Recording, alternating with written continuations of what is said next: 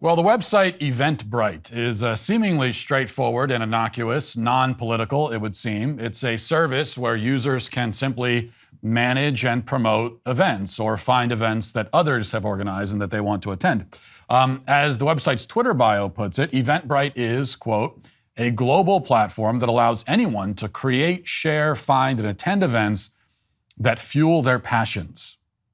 Well, as it turns out, maybe not anyone. Actually, Turning Point USA is planning a screening of my film, What is a Woman, which the screening is supposed to be this coming Tuesday, September 13th, at West Kentucky University.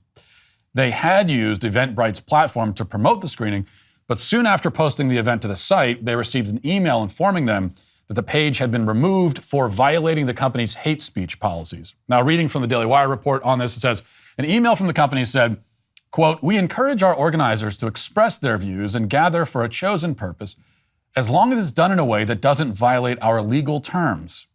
We do not permit events, content, or creators that promote or encourage hate, violence, or harassment towards others and or oneself. The notice of and or oneself that permit and encourage violence and harassment against oneself. Okay, so you can't harass yourself or other people and have an Eventbrite event, they're saying. The notice of removal went on to say that the event expresses views that are in violation of the company's community guidelines and terms of service. Next, the platform trust and safety team advised that the event would be removed. The community guidelines for Eventbrite further promised that they are, quote, committed to providing a safe, inclusive, and respectful platform for the organization discovery of live events. Specifically prohibited content includes hateful or dangerous content or events that discriminate against or threaten any societal group or encourage violence. The section specifies content cannot be hate speech, hateful ideologies, and hateful activities that incite, encourage, or engage in violence, intimidation, disparagement, harassment, or threats targeting an individual or group based on their actual or perceived race, ethnicity, religion, national origin, immigration status, gender identity, sexual orientation, disability, age, or veteran status. Now, of course, my film, which you know if you've seen it, and if you haven't seen it yet, go to whatisawoman.com and rectify that situation immediately. But you know that my film does none of those things. There is nothing in the film that could be remotely construed as incitement or as a call to violence. In fact, nearly the entire runtime consists of me simply walking around and asking people questions. That's almost the whole film. The film actually provides a platform to many trans people and many professionals in the so-called gender-affirming industry. I give them a platform. I give them a chance to speak. I put a camera in front of them. Now, the fact that those professionals embarrass themselves and collapse under the most basic line of questioning, it's not my fault. Nor does it make the movie a terrorist act or an act of incitement. I gave them a chance. The whole movie is me giving them a chance. If they were not able to take advantage of that opportunity, that's on them, not on me. But at any rate, this is all irrelevant. Eventbrite claims that it's a quote-unquote global platform for quote-unquote anyone to quote-unquote create, share, and attend events. So how does my movie fall outside of that purview? Would seem like a reasonable question, and yet the company refuses to answer it. We've asked them for clarification, both publicly and privately, and so far been simply ignored. This is the way it goes, right? They won't even, they make a dramatic declaration saying that this hit film is hate speech, and then when you ask, well, can you explain that? How is it hate speech? Nothing. No explanation. Now, any far-fetched hope that this removal was a mistake, as sometimes these sorts of things happen with the big tech platforms. Someone's kicked off or suspended, and then they say, oh, it was a mistake. Now, when they say it's a mistake, it usually means that there was one kind of rogue, low-level employee who just took it upon themselves to ban somebody, and then the higher-ups find out about it, and they correct it because they don't want to deal with it, and then they say, oh, it was a mistake. Any hope that might happen here has been dashed as more people have come out of the woodwork announcing that their own What is a Woman screening events have also been banned. Apparently, this has been happening for several weeks now, at least. The Wake County Republican Party planned a screening of the film back in July, only to have it removed from Eventbrite for violating its hate speech policies, supposedly. There's a man named Mark Early who sent me a screenshot of the message that he got when he tried to post an invitation for his What is a Woman movie night. It was taken down for allegedly running afoul of the community guidelines. And then, maybe most absurd of all, there's a group called No Left Turn in Education. And they had their own screening planned for later this month. Now, in their case, they were planning to screen the movie and host a discussion about it afterwards. And a trans-identified person by the name of Sarah Higdon had been scheduled to speak at the event. And yet still the whole thing was deemed hate speech. So to be clear, a movie featuring trans people followed by a discussion with trans people is forbidden because it encourages violence, presumably against trans people. Meanwhile, as one of the biggest documentaries of the year has been deemed too outrageous and controversial for this platform, they still will happily provide a forum for all-age drag shows. Now, you could go to Eventbrite right now and search for What is a Woman on the site, and you're not going to find anything except maybe some broken links where events had been planned and then were taken down. But if you search for events that bring drag queens and children together, you'll find many results. For example, there's an upcoming all-ages drag show in St. Cloud. And then there's the Union County Children's Drag Story Hour. And there's the Drag Queen Story Hour with Lil Hot Mess in Seattle, and many other similar events. So that's allowed, but not a film, a documentary, one of the most talked about and widely viewed of the year. Now, when you, actually, let me correct myself. It's not one of the most talked about documentaries of the year. It is the most talked about one.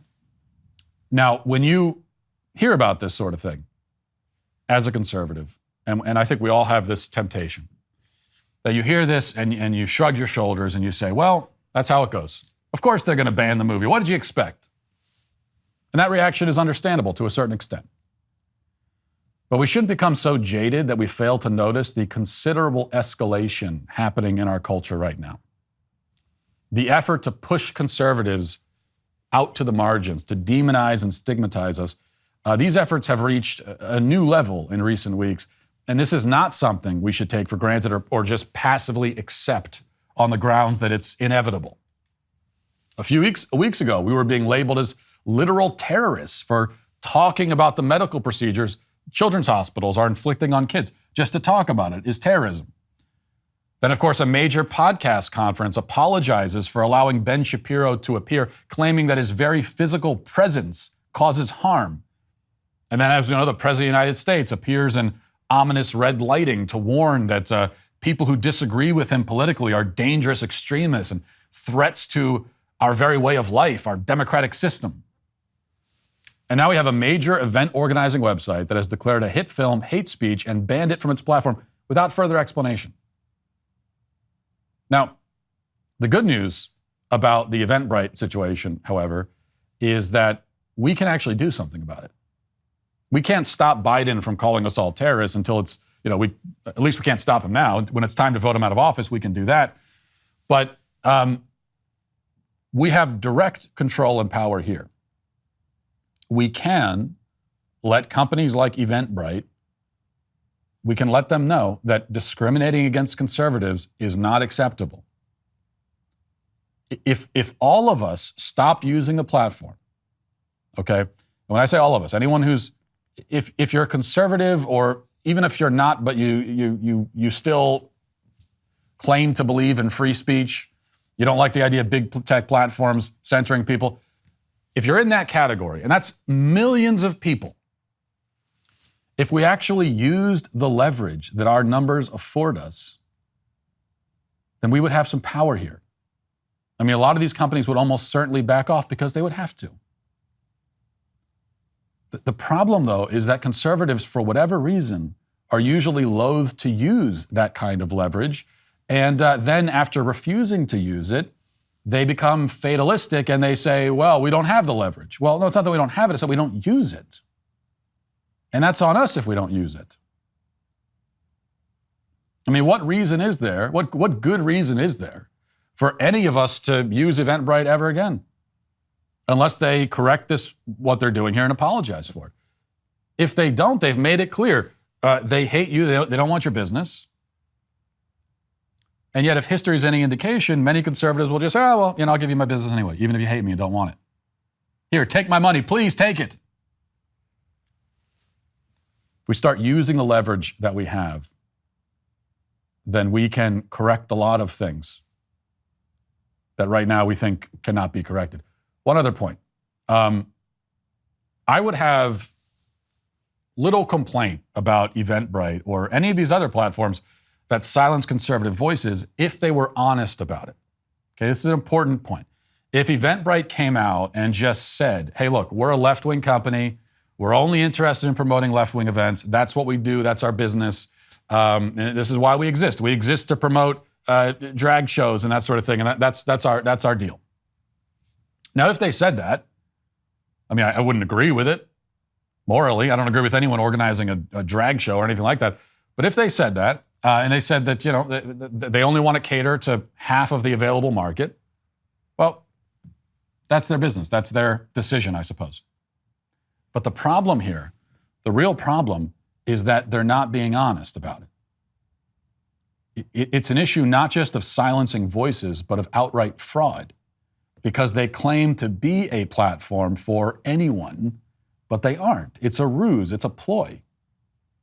And then when it comes time to banish someone to the hinterlands, rather than admitting that it's a political and ideological decision, they instead make defamatory accusations about hate speech and incitement. That's the problem. That's what makes it also especially outrageous. And now it's up to us to decide whether we're going to start holding these companies accountable. I know you're craving some more Matt Walsh Show content. Well, I have some great news for you. If you head over to dailywire.com and subscribe now, you can watch or listen to my full show. You can also listen to my podcast on Spotify, Apple Podcasts, or wherever you get your podcasts. I'll see you there.